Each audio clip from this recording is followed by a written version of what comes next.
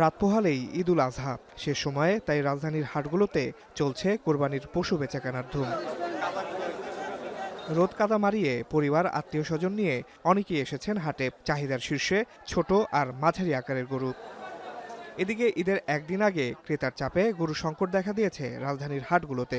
গাবতলী হাটে ছোট মাঝারি পশু রাখার নির্ধারিত জায়গাগুলো শুক্রবার সকালেই খালি।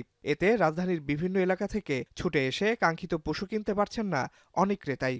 বাড়তি চাহিদার চাপ সামাল দিতে হাটে আজও দেশের নানা প্রান্ত থেকে পশু আনা হচ্ছে। হাটে যেসব পশু রয়েছে সেগুলোর দাম নিয়ে বিক্রেতাদের মধ্যে রয়েছে মিশ্র প্রতিক্রিয়া। দুপুরে বাজার খুব ভালোই ছিল, এখন কাস্টমার আছে কিন্তু গরু কিনতেছে না।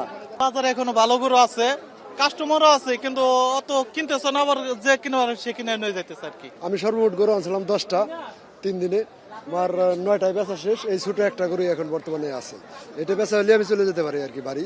তবে পছন্দসই গরু পেলে কিছু টাকা বেশি হলেও কিনে বাড়ি ফিরছেন ক্রেতারা। তারা জানান এখন আর দেখাদেখির সময় নেই, পছন্দ হলে বাজেটের আশেপাশের দামে কিনছেন তারা। তবে অনেকেই অপেক্ষা করতে চান শেষ সময় পর্যন্ত।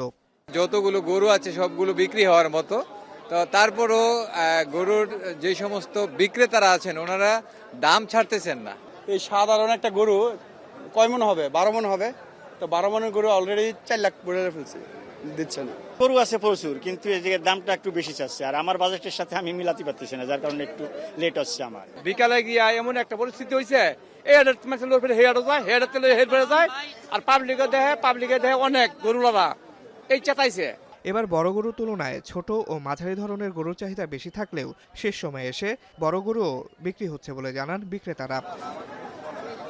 আসিফ ইকবাল খান, এখন, ঢাকা।